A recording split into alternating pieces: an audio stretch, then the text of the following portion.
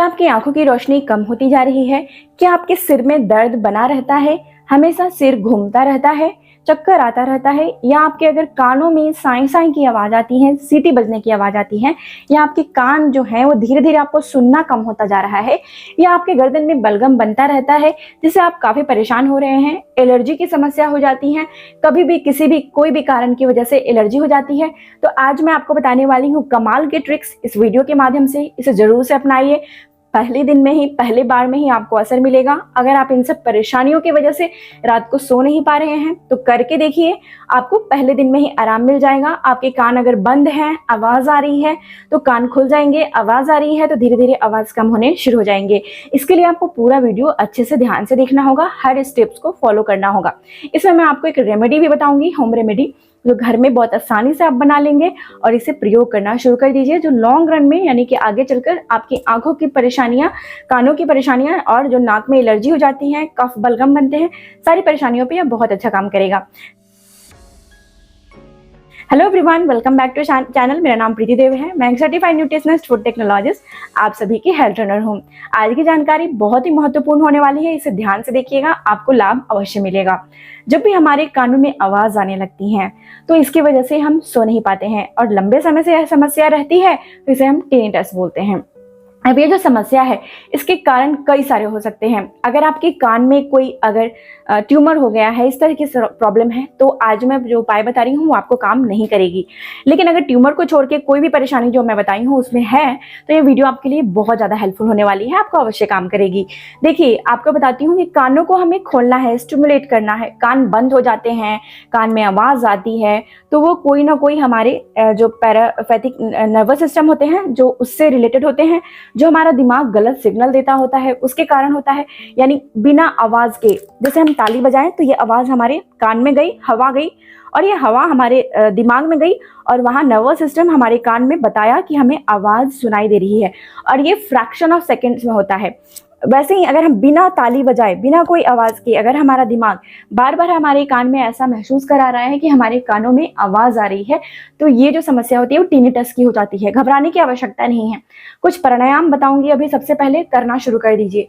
सबसे पहले प्राणायाम में आपको मैं बताऊंगी कुछ आवाज के साथ, यानी ध्वनि के साथ, यानी इसमें आपको आवाज भी निकालनी है और प्राणायाम भी करनी है। उसकी मदद से आप इस समस्या पे काबू पा सकते हैं। सबसे पहले एक्सरसाइज मैं बताऊंगी कानों के लिए, तो उसके लिए आपको क्या करनी है, आपको अपनी रीढ़ की हड्डी सीधी करनी है, वर्टिब्रेट्स, और अपने गाल में यानी अपने चिक्स में हवा भरनी है। जैसे बच्चे गुब्बारा फुलाते हैं ना, उसी प्रकार से देखिए, इस तरीके से हवा भरनी है और नाक को बंद करना है, नाक से हवा नहीं निकालनी है। अपने कान पे प्रेशर महसूस करना है, वो हवा को कान में भेजना है। ठीक है, तो मैं करके दिखाती हूँ आपको।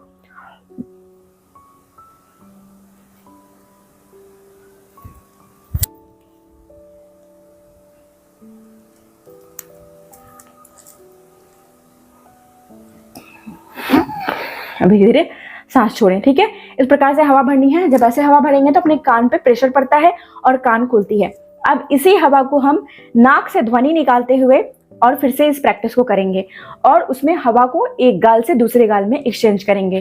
तो देखिए, मैं हवा भरा, हवा को इधर लेकर जाएंगे, नाक से हम की प्रैक्टिस करते हुए हवा को एक से दूसरे गाल में एक्सचेंज करेंगे। नाक से आपको हम बोलना है। चलिए करके देखते हैं।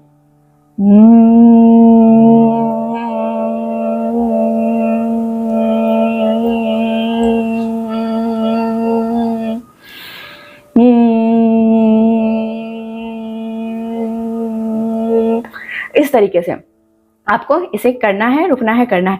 इससे आपके कान अगर बंद हो गए हैं तो वो खुलने शुरू हो जाते हैं। अब दूसरा उपाय, चलिए आपको मैं बताती हूँ। ये जो उपाय हमने बताया उसे 15 काउंट्स कर लेना है। अब देखिए, इस तरीके से कान में उंगली डालनी है। हमने कान के अंदर उंगली डाला है। याद रखिए, हमारी उंगलियों में नाखून बड़े नहीं होने चाहिए, और इस तरीके से आपको उंगली करके और इसे बाहर अंदर करना है। इस तरीके से अंदर बाहर करना है हल्के हाथों से, और नाक से हमिंग के साउंड निकालने, यानी हम करना है। चलिए फिर से करते हैं।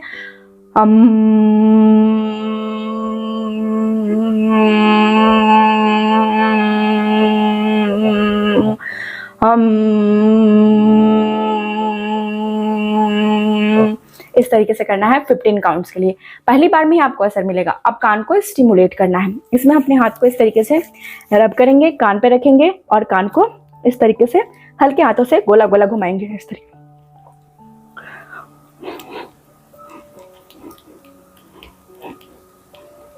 और आवाज को महसूस करेंगे।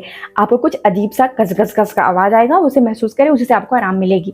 अब अपनी हथेलियों से कान पे रखते हुए इस तरीके से प्रेशर देते हुए कान को खोलेंगे और बंद करेंगे। ठीक है, इससे भी आपकी कान खुलनी शुरू हो जाएगी। तो ये तो कानों के लिए था। अब मैं आपको बताऊंगी आपकी अगर आंखों में समस्या है तो आंखों को कैसे स्टिमुलेट करेंगे। हाथों को रब करिए इस तरीके से। हाथ में जब गर्मी आ जाए तो अपनी आंखों पे रखिए, हल्के हाथ से इसे गोला गोला घुमाइए इस तरीके से। किसी भी तरफ से क्लॉकवाइज या एंटी क्लॉकवाइज आप घुमा सकते हैं। आईब्रोज को लेते हुए आपको बहुत आराम मिलेगा। और धीरे से अपने हाथ को खोलिए और आंखों से हाथ को देखिए, धीरे धीरे धीरे धीरे, और आंख को खोल लीजिए। ये स्टिमुलेशन का टेक्निक है और आंखों के लिए बहुत अच्छा होता है। दूसरा तरीका, अपने आईब्रोज के टिप को यहाँ पे पकड़ना है और इसे दबाना है। आपको हल्का दर्द महसूस हो सकता है, इस तरीके से दबाना है। हल्के हाथों से दबाइए 10 सेकेंड्स के लिए। हल्का दर्द महसूस होगा और छोड़ दीजिए, फिर यहाँ पे लेकर जाए। हल्के हाथों से दबाइए, फिर छोड़ दीजिए, फिर यहाँ पे हल्के हाथों से दबाइए और फिर छोड़ दीजिए। अब आपको क्या करना है कि आंखों में यहाँ पर को इसे दबाना है और छोड़ना है, दबाना है और छोड़ना है। इसे 15 काउंट्स के लिए आपको करनी है। इससे भी आंखों को बहुत रिलैक्स मिलता है और आंखों की रोशनी भी तेज होनी शुरू हो जाती है और आंख अगर थक गए हैं तो उसमें काफी आराम मिलता है। दूसरे उपाय में आपको क्या करना है कि अपने हाथ के इस तरीके से हाथ को जोड़ना है और हाथ के ऊपर वाले टिप को देखना है और इसे अपने नाक के पास लाना है। फिर इसे धीरे धीरे धीरे धीरे दूर लेकर जाना है, जितना आप दूर ले जा सकते हैं। हाथ को ही देखते रहिए, टिप को ऊपर वाले, और फिर धीरे धीरे हाथ जोड़ते हुए अपने नजदीक लाइए, नाकों के पास। नाक के पास हमने लेकर आए और फिर आगे की तरफ। इस तरीके से इसे कम से कम 25 काउंट्स यानी 25 बार आपको करनी है। इससे आंखों की रोशनी तेज होनी शुरू हो जाती है, दूर जो धुंधला दिख रहा है वो धीरे धीरे साफ दिखनी शुरू हो जाती है। तो इसे आपको जरूर से करना है।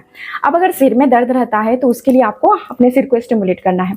तो इसमें आपको क्या करना है कि अपनी अंगूठा को यहाँ पे लगा के रखना है, ये देखिए यहाँ पे, और अपने सिर को यहाँ पे टैप करना है। 1 2 3, हल्के हल्के हाथों से 3 4 5 6 7 8 9 10 11 12 13 14 15 16 17 18 19 20। ये कैसे काम करता है मैं बताती हूँ। अगर आप शीर्षासन करते हैं, यानी कि सिर के बल आप खड़े हो जाते हैं, पैर को ऊपर करते हैं, तो बहुत अच्छी बात है। अगर शीर्षासन नहीं करते हैं, आपको नहीं हो पाता है, और सही बात है क्योंकि एक उम्र होने के बाद शीर्षासन करना काफ़ी मुश्किल होता है। वैसे तो कम उम्र में भी इसे करना मुश्किल होता है और कुछ लोगों के लिए जिनको योगा प्रैक्टिस नहीं है। तो आपको क्या करना है, ये कैसे काम करती है मैं आपको बताती हूँ। जैसे आप कोई भी सामान को, कोई पानी में कोई चीज़ मिलाइए, जैसे कोई चीज़ भी मिलाइए और ऐसे रखिए, तो ग्रेविटी की वजह से, ग्रेविटेशनल फोर्स की वजह से वो चीज़ें नीचे बैठने लग जाती हैं, है ना, नीचे बैठ जाती हैं। उसी प्रकार से हमारे शरीर में ब्लड का सर्कुलेशन होता है और हमें क्या, हम ज़्यादातर वक्त हमारा सिर ऊपर होता है और पैर नीचे होता है।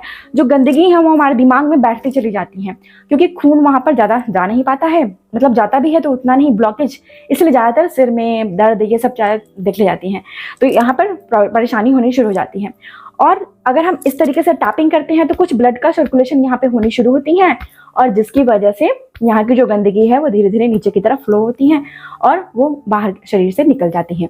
तो इसलिए टैपिंग थेरेपी बहुत काम आती है। अगर आपको गले में खराश है और ये सारी परेशानियां हैं गर्दन के ऊपर की, कंधे के ऊपर की, तो इसके लिए आपको कफा दोषा को बैलेंस करना काफी आवश्यक है। कफा दोषा को बैलेंस करने के लिए आपको क्या क्या चीजें खानी चाहिए, आइए मैं आपको बताती हूँ क्या क्या चीजें खानी चाहिए। इससे पहले अगर आपको मेरी दी गई जानकारियां अच्छी लगती हैं तो इसे लाइक और शेयर करना बिल्कुल नहीं भूलिएगा। और आप कहां से इस वीडियो को देख रहे हैं लिखकर बताइएगा। कैसी मेरी जानकारी आपको लग रही है वो भी लिखकर बताइएगा। इसे लाइक करना बिल्कुल नहीं भूलिएगा। लाइक करना मुझे काफी अच्छा लगता है, लाइक करिएगा और मुझे लिख दीजिएगा मैसेज में कुछ भी, उससे मुझे काफी मोटिवेशन मिलता है। आइए मैं आपको बताती हूँ कफा दोषा को बैलेंस करने के लिए क्या करना है। कफा दोषा को बैलेंस करने के लिए सबसे पहले तो आपको ठंडी चीजें जो होती हैं, बासी चीजें, ठंडी चीजें जो फ्रिज में रखी चीजें हैं वो रात में नहीं खानी है, ये पहला काम करना है। दूसरा, आइसक्रीम वगैरह कुछ दिनों के लिए छोड़ देना है। अगर आपको साइनस की प्रॉब्लम है तो बहुत जरूरी है। दूसरा उपाय इसमें आपको क्या करना है कि आपको सिनामन यानी दालचीनी की लकड़ी लानी है। आप 1 इंच की दालचीनी की लकड़ी ले लीजिए। इसके साथ आपको कार्डेमम यानी कि आपको इलायची लेनी है, 2 इलायची ले लीजिए। और तीसरी आपको नंबर पर लौंग यानी कि जो लौंग बोलते हैं क्लोव्स को, तो आपको 3 लौंग ले लेनी है और बे लीव्स यानी कि तेज पत्ता ले लेनी है। अब ये सारी चीज़ों को कूट कर इसका चूर्ण बनाइए। मात्र 3 चुटकी यानी 3 पिंच, 3 चुटकी यानी कि 1 ग्राम 1 चुटकी में होगा, तो 3 चुटकी यानी कि 3 ग्राम आपको आवश्यकता पड़ेगी। इसे 1 छोटे चम्मच शहद में मिलाइए, या हाथ पे रख के मिलाइए और इसे खाना खाने के बाद चाट के खाइए। दिन में 2 बार आप इसे खा सकते हैं, सुबह के नाश्ते के बाद और आपको इसे रात के खाने के बाद खा सकते हैं। चाट के खाइए, इससे आपके कफदोषा बैलेंस होनी शुरू हो जाएगी। पानी जब भी पीते हैं तो गुनगुना पानी पीजिए, ये भी आपको मदद करेगा, इससे भी आपको बहुत फायदा मिलेगा। आज की जानकारी यहीं तक थी। जानकारी कैसी लगी है मुझे लिखना बिल्कुल नहीं भूलिएगा। अच्छी लगी है तो इसे लाइक और शेयर जरूर से करिएगा। तब तक अपना बेहद ख्याल रखिए। सबसे ज्यादा जरूरी मुस्कुराना नहीं भूलिए, मुस्कुराते रहिए। शुक्रिया।